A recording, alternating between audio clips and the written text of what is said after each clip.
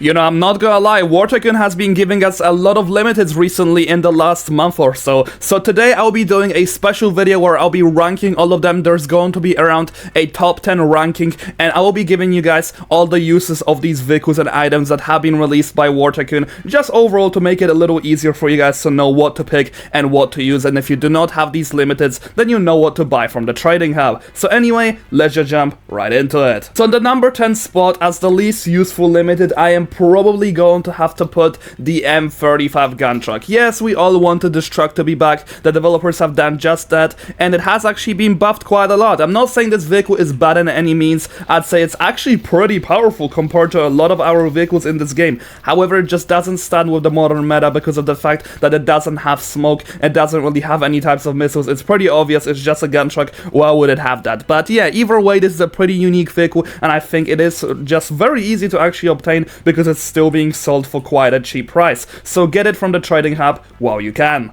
Now, the next vehicle on this list, I am going to be placing the Sherman Calliope. I'm not gonna lie to you, this vehicle, once again, it's not bad at all. It does have a lot of quite niche and unique uses, just as being an artillery, but also being able to have self-defense due to the cannon and the machine gun. However, unfortunately enough, once again, it just doesn't stand in the modern meta compared to a lot of our limiteds. But either way, currently, since it's a new vehicle, you guys could actually obtain it. So instead of buying it from Meadows, I very heavily recommend you guys to be getting it normally. Either way, the Calliope does still have a lot of uses by being able to counter the likes of the zoom walls, being able to counter vehicles from long range and etc., and just being able to defend itself once again with the cannon and the machine gun, and just being a good anti-infantry vehicle. Anyway, let's move into the next one. Alrighty, so the next spot I will be picking two brand new weapons, and they will be on the same spot. The AS-VAL, which currently is still standing as one of the best weapons in the game. I gotta admit, they have made this thing actually pretty good. And then with this, also an AA shotgun, which is an almost automatic shotgun.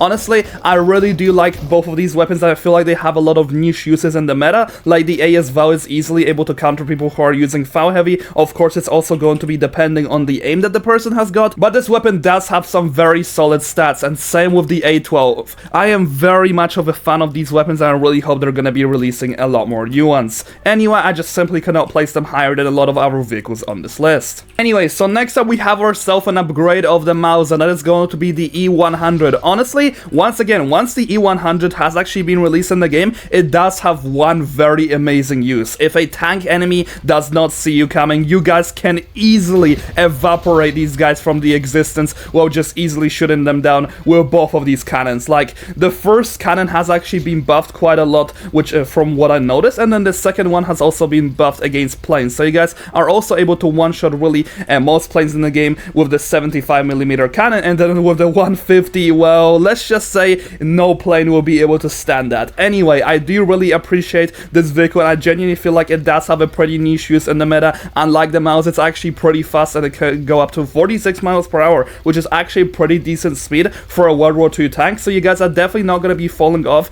in terms of being able to also turn, because you are also able to turn really well this vehicle, and the overall turning circle is slightly better than what it is for the mouse. So personally, I'm a pretty big fan of the E100, and I definitely see it being used quite a lot. Anyways, moving into the next one, and this is going to be a very interesting one because most of these variants have actually replaced their previous vehicle. However, this one is not so much, because the M2A2 Bradley Linebacker is going to be the next on this list. So this vehicle, honestly, I really do enjoy using. It pretty much has the same base stats as the standard Bradley in terms of its explosive gun and its machine gun. However, it just is a lot more noob friendly than the previous Bradley, realistically. Like, these missiles are just really good and can definitely take down pretty much all the helicopters in the game with at least 3 of its missiles once you guys max this vehicle out, and then with 4, if they end up hitting, then that's also very good. However, this vehicle does not also fall off in terms of ground combat, because you guys are easily able to also take down tanks, because you can actually rapid fire these rockets straight. And I really do like this fact, and I feel like they should be doing this with a lot more vehicles that just overall have missiles. It's to be able to actually fire them straight. That will just make the vehicle a lot more versatile, and the Bradley Linebacker has been the first one in the game that actually allow us to be able to do this. I very much appreciate this, and I believe that this vehicle is really just as close as the Bradley. I would say it's probably a little bit worse, but since the Bradley does have higher potential due to its 2 wire-guided missiles, which are just overall a lot more powerful, and the Bradley also has a lot more health. However, the Linebacker as a whole is still a unique variant of it, and I do believe it does actually hold itself up in this modern meta. So I definitely recommend to anyone who hasn't got it to get it while the challenge is still up. You guys still got a lot of days. Alrighty, so now moving into the number 5 spot, and this is where stuff actually starts to get good, but I would like to start with the TOS Buratino. Over some damage tests and a lot of ways I actually checked this vehicle out on how useful it is, I have found a few uses for it. The main idea of the Buratino actually is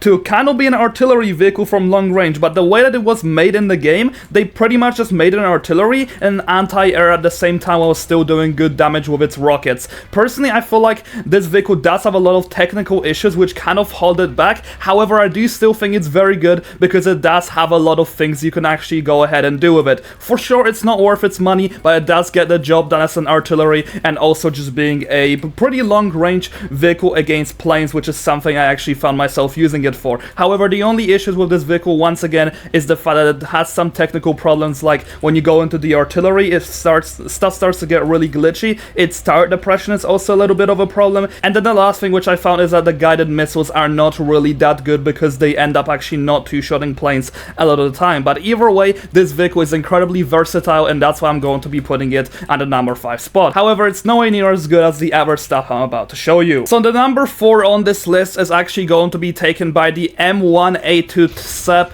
Tusk 2. So the Tusk is probably one of the best tanks in War Tycoon as of this current moment after they have decided to buff it, and the main strength of this vehicle is that once again it's incredibly versatile, and it even does have higher health than the Abrams X. It has 4 APS charges, it has grenade launchers which are good for killing infantry in close range, which is something that a lot of other tanks actually struggle with. Overall, this tank just has pretty much everything that you will ever need in like a 1v1 scenario, or just being able to take care of planes as well, because its APS charges will pretty much be able to make you invulnerable against most planes, just to the fact that you are able to deflect 4 of its missiles, which is actually pretty insane. And then with this, you also have yourself the smoke, the machine gun is also really good, the cannon is pretty good. Like, this vehicle is just an all-in-one really powerful tank.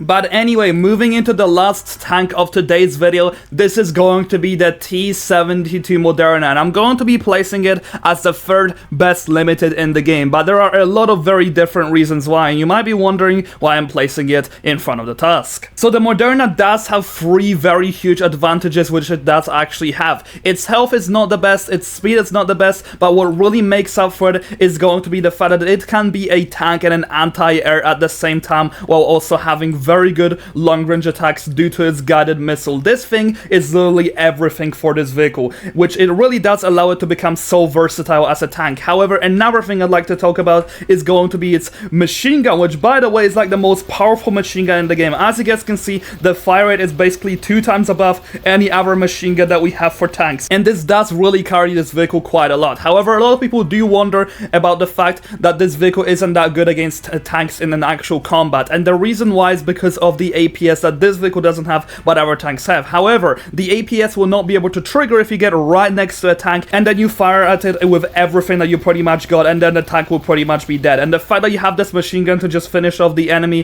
while they're low, it just gets the job done perfectly. Anyway, another strength which I also realized with this vehicle is that I can aim all the way up if you guys are going to be holding the guided missile, meaning that you guys are also able to fire the machine gun as high as you possibly want, which really does make it even better against planes if you guys need to shoot something down insanely quickly. Anyways, now moving into the number 2 position of today's video, that's going to be the Mi-24 Superhind. This vehicle is pretty much just a copy of the Mi-28 Havoc, however, it does pretty much everything better. First of all, its missiles are actually multi-role, and it isn't limited to just one type of combat, because the Mi-28 is a lot better in terms of ground combat because it does have 8 ground missiles. However, it only has 4 air missiles, so this thing just has multi-role, and it basically gets rid of this whole entire problem. With this, it's also armed with like the highest damage rockets in the whole entire game, and by the way, I believe around 8 of these will be able to fully shred an Abrams X. With this, it also has bombs which have B2 area damage, and they're just excellent for being able to kill targets inside their bases or anyone that's really hiding. And then with this, it also has pretty much higher health than the Mi-28 as well. It pretty much just does everything better, and it's just an amazing limited. I really do think that this vehicle is worth its price. It does have one little bug that I noticed with it is that sometimes the aiming can be a little jiggly because of like a bug. However, I hope that it's going to be fixed over time. But either way, this vehicle just gets everything done. It's the most multi-role helicopter that we have in the game. And now lastly, moving into the number 1 position, and this is honestly not even close. Once the Seahawk was added, the whole community was literally in shambles because of how powerful this thing actually is. However, on paper it doesn't look that good. However, its advantages are is that it has literally F-22 level turning speed, it has one of the strongest cannons in the whole entire game, which is kind of a surprise considering the real Seahawk really does not have a cannon. But with this, the Seahawk is just perfect for actually killing people with sneak attacks, and the reason being is because you don't actually get a lock-on warning, or you don't get any missile incoming warning when fire and forget missiles are being fired at you. And I'd like to add that this vehicle has also the most responsive fire and forget missiles with the most damage, so pretty much 3 to 4 missiles is enough to kill an F-35, and same with really any other tank in the whole entire game. This thing is an absolute joke in terms of power, and it can do pretty much anything you really want it to do. With this, it also has stealth, and the only problem I really see with it is that once the stealth is out, then you guys really have to kind of run away because the missiles will pretty much just be able to destroy you. However, if you play it smart, then you'll really be able to play really well with the stealth, and this vehicle really does not have that much downsides at all. Anyways, for the time being, that's all I have for you guys in today's video. Do let me know in the comment section down below what you think about my list. Personally, I feel like they have been releasing a little bit too much limiteds recently. Some of them have been really good, some of them have been pretty mid. However, I do think overall my last 3 picks were honestly awesome. I think some of them are pretty great for the game, and I believe the Superhind and the Moderna are probably going to be my favorite ones overall. They're just so really well designed. Anyway, I'll see you guys in the next video. Have a great day, and thanks so much to my channel members.